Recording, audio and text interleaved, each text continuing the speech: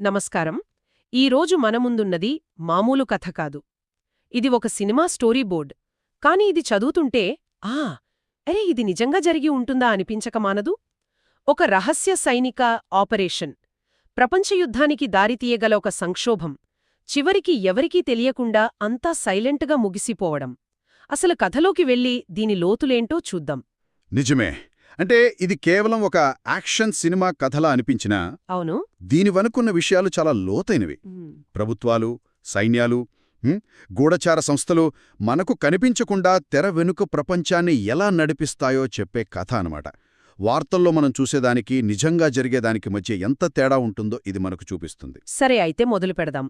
కథను కదిలించిన అసలు సంఘటనేంటంటే, వెనిజువెలా అధ్యక్షుడిని ఒక స్పెషల్ ఫోర్సెస్ టీం ఆ దేశం నుంచే రహస్యంగా, బలవంతంగా బయటకు తీసుకురావడం. ఇది వినడానికే ఏదో సినిమా సీన్లా ఉంది. సినిమా సీనే. ఒక దేశాధినేతను వాళ్ల సొంత దేశం నుంచే కిడ్నాప్ చేయడం లాంటిదే. ఇది మామూలు విషయం కాదు కదా, అస్సలు కాదు. ఇది కేవలం కిడ్నాప్ కాదు. అంతర్జాతీయ చట్టాల ప్రకారం చూస్తే ఇది ఒక దేశ సార్వభౌమాధికారంపై జరిగిన దాడి. అంటే మీ దేశం మీ అదుపులో లేదు, మా చేతుల్లో ఉంది అని చెప్పడం లాంటిది. ఒక దేశానికి ఇంతకంటే పెద్ద అవమానం ఉండదు. సహజంగానే ఇలాంటి చర్యకు ప్రపంచం మొత్తం నుంచి తీవ్రమైన ప్రతిచర్యలొస్తాయి. ఈ స్టోరీబోర్డ్ ప్రకారం సరిగ్గా అదే జరిగింది. ఆ ఒక్క సంఘటన ఒక సునామీని ప్రారంభించిన మొదటి అలలాంటిది అన్నమాట. ఓకే, ఒక దేశాధినేతను ఎత్తుకెళ్లారు. ఇది ఖచ్చితంగా అంతర్జాతీయంగా పెద్ద దుమారం రేపుతుంది కదా. అవును. మరి ఆ తర్వాత ఏం జరిగింది? ఆ సునామీ మొదటి అల తర్వాత అసలు తుఫాన్ ఎలా మొదలైంది? ఆపరేషన్ సక్సెస్ అయిందని తెలియగానే ప్రపంచ రాజకీయ చదరంగంలో పావులు కదలడం మొదలయ్యాయి.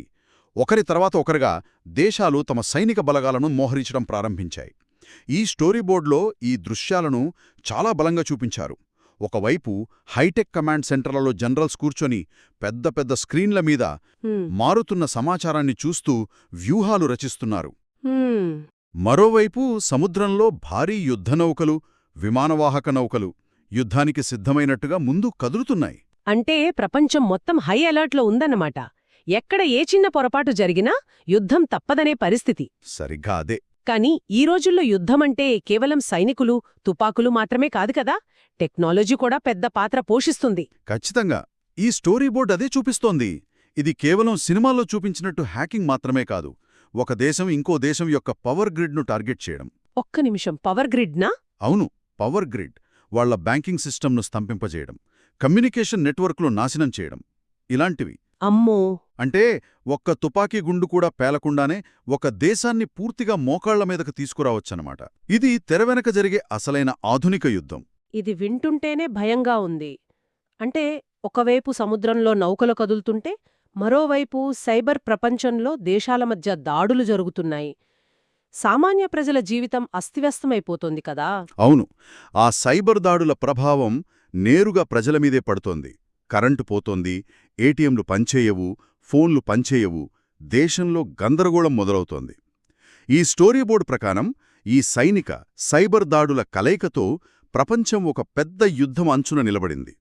ఏ క్షణంలోనైనా అది మొదలవ్వచ్చు అనేంత టెన్షన్. ఈ గొడవంతా జరుగుతున్నది ఎక్కడో వెనుజులాలో. దాని ప్రభావం ప్రపంచం మొత్తం మీద ఎలా పడుతోంది? కేవలం కొన్ని దేశాల మధ్య ఉన్న సమస్య కదా ఇది. అక్కడే అసలు విషయం ఉంది. ఈ రోజుల్లో ప్రపంచం ఒకదానితో ఒకటి ముడిపడి ఉంది. దీన్నే గ్లోబలైజేషన్ అంటాం.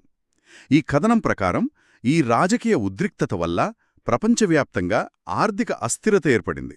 స్టాక్ మార్కెట్లు కుప్పకూలిపోయాయి. ఓకే, స్టాక్ మార్కెట్లు పడిపోవడం అంటే పెద్ద పెద్ద కంపెనీలకు, పెట్టుబడిదారులకు నష్టం.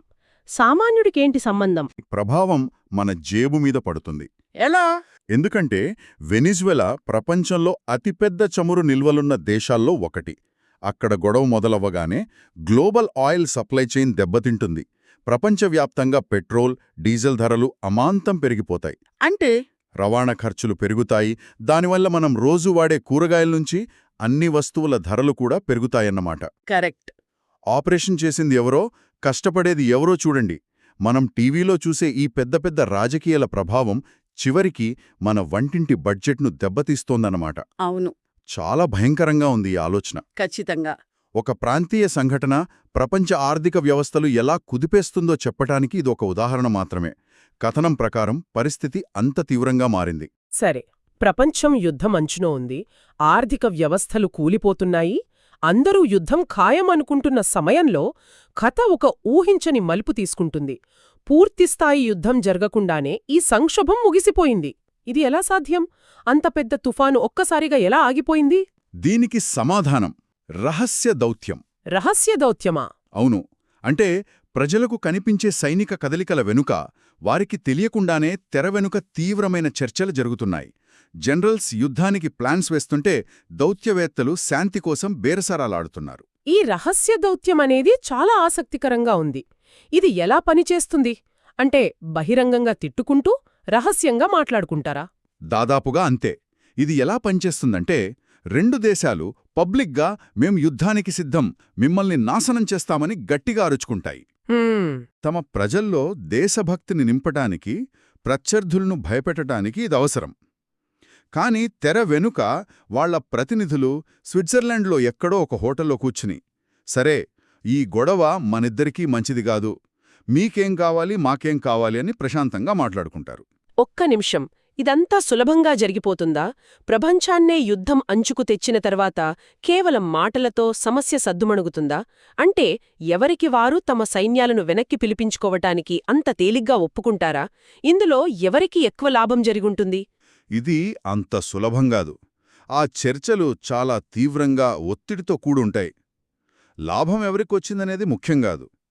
అసలు విషయమేంటంటే, పూర్తిస్థాయి యుద్ధమొస్తే అందరికీ నష్టమే. నిజమే. అణుబాంబులు వాడితే ప్రపంచమే ఉండదు. ఆర్థిక వ్యవస్థ కూలిపోతే ఏ దేశమూ